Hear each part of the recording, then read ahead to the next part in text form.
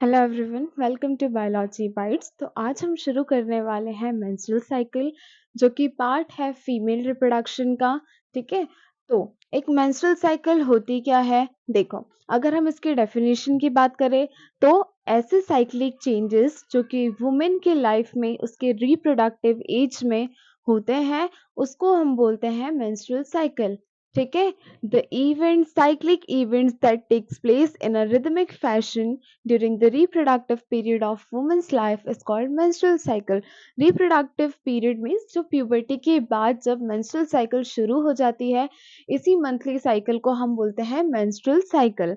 Okay, ये जो menstrual cycle है ये स्टार्ट होती है 12 टू 15 ईयर्स की एज के बीच में, जब प्यूबर्टी आती है। एक फीमेल जो है वो एक प्यूबर्टी एज में एंटर करती है, तब उसके अंदर कुछ साइक्लिक चेंजेस आने लगते हैं जिसको हम बोलते हैं मेंस्ट्रुअल साइकिल। ठीक है, जो फर्स्ट अकरेंस होता है मेंस्ट्रुअल साइकिल का मीन्स जब पहली बार मेंस्ट्रुअल साइकिल फीमेल्स के अंदर आती है, उसको हम बोलते हैं मेनार्क। ओके, तो जो फर्स्ट अकरेंस है मेंस्ट्रुएशन का, इसे हम बोलते हैं मेनार्क, जो कि शुरू होता है 12 टू 15 ईयर की एज में। ठीक है, उसके बाद जब परमानेंट सेसेशन हो जाता है मेंस्ट्रुअल साइकिल का, मींस एक रिप्रोडक्टिव एज में वो शुरू हुई और जब एक ओल्ड एज आने लगती है तो वो एक टाइम पे परमानेंटली सीज हो जाती है, स्टॉप हो जाती है। उसके बाद कोई भी मेंस्ट्रुएशन नहीं होते हैं। वो एज होती है 45 टू 50 ईयर्स। इसके बीच में जो ये मेंस्ट्रुएशन है वो सीज हो जाते हैं। ठीक है, अब जो ड्यूरेशन है मेंस्ट्रुअल साइकिल का वो 28 टू 29 डेज होता है। एक जो मेंस्ट्रुअल साइकिल है वो 28 टू 29 डेज तक चलती है। इसमें बेसिक 4 फेजेस होते हैं। सबसे पहला होता है मेंस्ट्रुअल फेज, जो कि स्टार्ट होता है जब मेंस्ट्रुएशन शुरू ही होते हैं 3 टू 5 डेज का होता है। देन उसके बाद शुरू होता है फॉलिकुलर फेज। इस फेज में जो है हमारे फॉलिकल्स बनना शुरू हो जाते हैं। ये फेज चलता है 6 टू 13 डेज तक। देन उसके बाद आता है ओव्यूलेटरी फेज, जब ओव्यूलेशन होता है हमारी जो ओवरी है वो एक एग को रिलीज कर देती है। ठीक है, देन सबसे लास्ट में आता है ल्यूटल फेज, जो कि 15 टू 28 डेज तक चलता है। अब यहाँ पे मेंस्ट्रुअल साइकिल तो ये पूरी साइकिल हो गई। ये मेंस्ट्रुएशन क्या है? ठीक है, अगर हम मेंस्ट्रुएशन की बात करें तो यहाँ पे ये एक फीमेल रिप्रोडक्टिव सिस्टम है। तो यहाँ पे ये जो लेयर है इसको हम बोलते हैं एंडोमेट्रियम। जो जो सबसे इनर लेयर होती है यूट्रस की। ठीक है, जो लाइंड होती है पूरी ब्लड वेसल से। तो यहाँ पे क्या होता है, यहाँ पे ये जो ओवरी है ये एक हार्मोन को रिलीज करती है जिसको हम बोलते हैं प्रोजेस्टेरॉन। ये प्रोजेस्टेरॉन का काम क्या होता है? ये प्रोजेस्टेरॉन जो है ये मेंटेन करता है इस एंडोमेट्रियम की लाइनिंग को। ठीक है, मतलब जैसे ही प्रोजेस्टेरॉन यहाँ पे खत्म हुआ तो ये जो एंडोमेट्रियम है ये ब्लीडिंग के थ्रू बॉडी के बाहर आ जाती है। जो ब्लड वेसल्स है वो रप्चर हो जाती है, जो ग्राफियन फॉलिकल है वो रप्चर हो जाता है, और जो egg blood vessels with egg जो है बॉडी के बाहर आ जाती है वेजाइना के थ्रू। ठीक है, तो ये जो प्रोजेस्टेरॉन है ये कैसे रिलीज होता है, ये कहाँ से रिलीज होता है, ये सारा पढ़ेंगे हम इन फेजेस के अंदर। ठीक है, तो ये एक बेसिक सा इंट्रोडक्शन था। अब हम शुरू करेंगे एक एक फेज कि मेंस्ट्रुएशन फेज में क्या हो रहा है, ओव्यूलेशन में क्या हो रहा है, ल्यूटल में क्या हो रहा है। Okay, these are the phases of menstrual cycle, जिसमें सबसे फर्स्ट फेज आता है मेंस्ट्रुअल फेज का।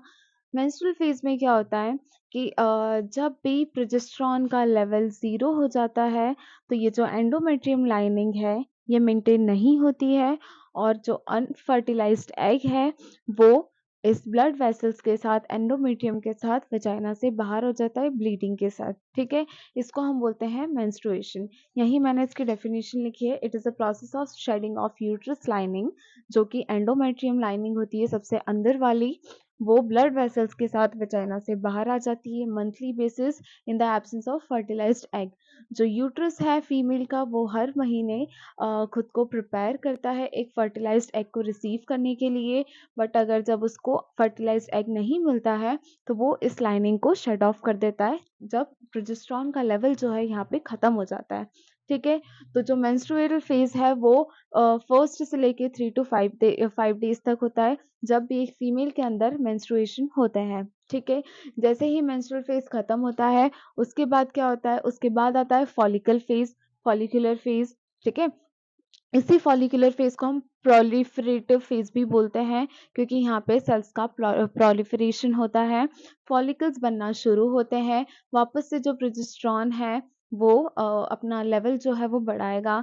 अब होगा क्या, इस फेज़ में क्या होता है कि हमने पढ़ा था 11th क्लास में हाइपोथैलेमस के बारे में, कि जो हाइपोथैलेमस है वो एक हार्मोन को रिलीज़ करता है, जिसको हम बोलते हैं जीएनआरएच, ठीक है? उसका फुल फॉर्म होता है गोनेडोट्रोपिन रिलीजिंग हार्मोन, ठीक है? ये क्या करता है, हाइपोथैलेमस जो है वो जीएनआरएच को रिलीज करता है, गोनेडोट्रोपिन रिलीजिंग हार्मोन। ये जो हार्मोन है ये एक्ट करता है हमारे पिट्यूटरी ग्लैंड के ऊपर, और पिट्यूटरी ग्लैंड फाइनली क्या करता है, वो गोनेडोट्रोपिन्स को रिलीज करता है। फीमेल्स के जो गोनेडोट्रोपिन्स होते हैं वो होते हैं एलएच और एफएसएच।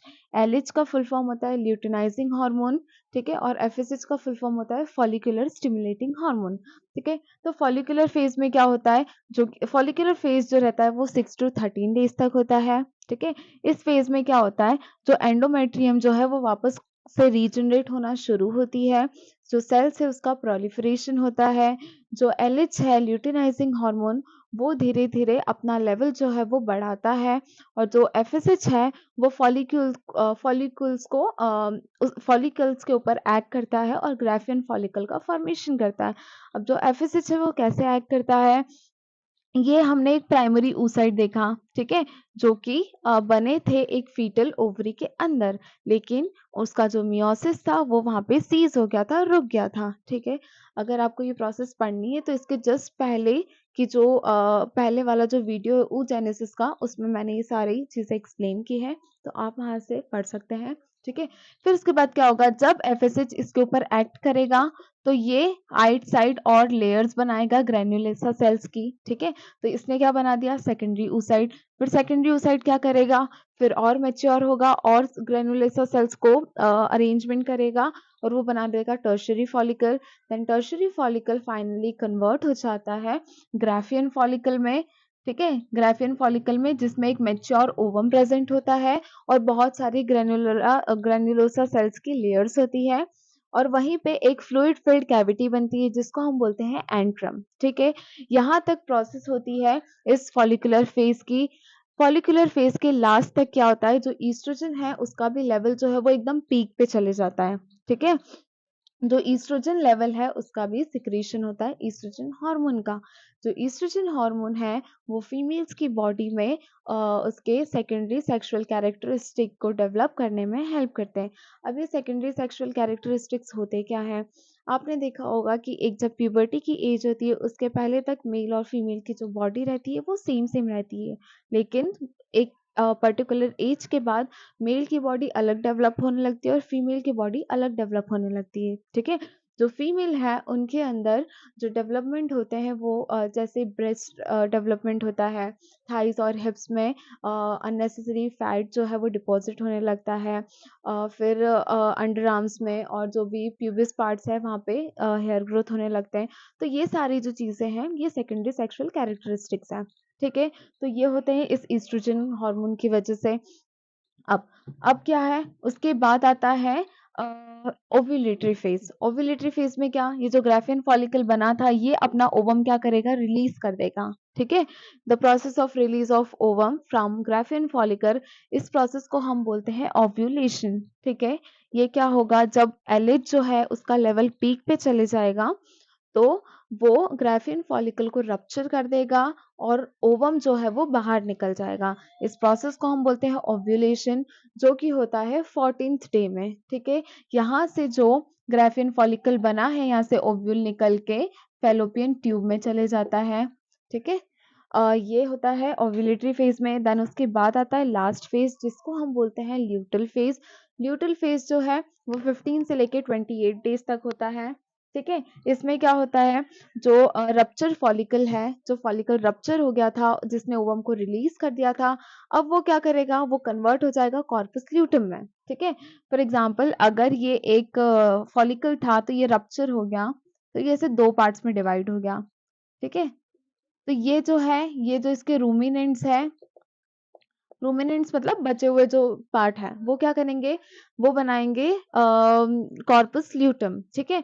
कॉर्पस ल्यूटम जब बनता है तो वो बहुत सारे अमाउंट में प्रोजेस्टेरॉन को रिलीज करता है और वही प्रोजेस्टेरॉन इस एंडोमेट्रियम को मेंटेन करता है। लेकिन वो जो प्रोजेस्टेरॉन है धीरे धीरे फिर खत्म होते जाता है और 28 डेज तक क्या होता है, उसका जो लेवल है वो पूरा खत्म हो जाता है और ये जो एंडोमेट्रियम है वापस से शेड ऑफ हो जाती है और ब्लड वेसल्स के थ्रू ब्लीडिंग के साथ ये वेजाइना से बाहर हो जाती है। तो ये जो पूरी साइकिल है 28 डेज तक चलती है, ठीक है। ये है मेंस्ट्रुएशन साइकिल। फिर वापस से यही फेज जो है वो रिपीट होने लगते हैं। मेंस्ट्रुएशन आया, मेंस्ट्रुअल फेज चालू हो गया, देन उसके बाद फॉलिकल्स बनेंगे, देन ओव्यूलेशन होगा, देन वापस से क्या होगा, जो कॉर्पस ल्यूटम का फॉर्मेशन होगा। ये जो साइकिल है ये ऐसे चलती रहती है, ठीक है। अब यहाँ पे क्या होता है कि ये सिंस ये साइकिल जो है ये चलती रहती है, अगर जो मेंस्ट्रुएशन है वो 28 डेज से डिले होते हैं या और ज़्यादा डिले होते हैं तो ये एक इंडिकेटर है कि the woman it might be कि वुमन विल बी प्रेग्नेंट, ठीक है। लेकिन ये एक पर्टिकुलर इंडिकेटर नहीं होता है क्योंकि ज़रूरी नहीं हो कि सिर्फ प्रेगनेंसी के कारण ही जो मंथली साइकिल है वो रेगुलेट ना हो या फिर जो है मेंटेन ना हो, ठीक है। बहुत सारे दूसरे रीजंस भी होते हैं। अगर फीमेल की जो हेल्थ है वो पुअर हेल्थ है, उसके अंदर अगर उसको एनीमिया है, स्ट्रेस है, तो इस कारण से भी जो मेंस्ट्रुअल साइकिल है वो डिले हो सकती है। और ये सारी जो फिजिकल कंडीशंस है ये भी मेंस्ट्रुअल साइकिल पे अफेक्ट डालती है। So this is all about menstrual cycle. अगर यहाँ पे जो एग है वो फर्टिलाइज हो जाता है तो जो एंडोमेट्रियम है, ठीक है, एंडोमेट्रियम है वो शेड ऑफ नहीं होती है और ये फिर इस एग को यहाँ पे न्यूट्रिशन प्रोवाइड करने का काम करती है, ठीक है। तो जब भी फर्टिलाइज हो जाता है एग तो मेंस्ट्रुएशन नहीं होता है, मेंस्ट्रुअल साइकिल जो है वो स्टॉप हो जाती है, ठीक है। So this is all about menstrual cycle. अगर आपके कुछ भी सजेशंस हो, कुछ भी डाउट हो तो आप कमेंट बॉक्स में मुझे बता सकते हैं। Thanks for watching, please subscribe to my channel and like the videos. Thank you.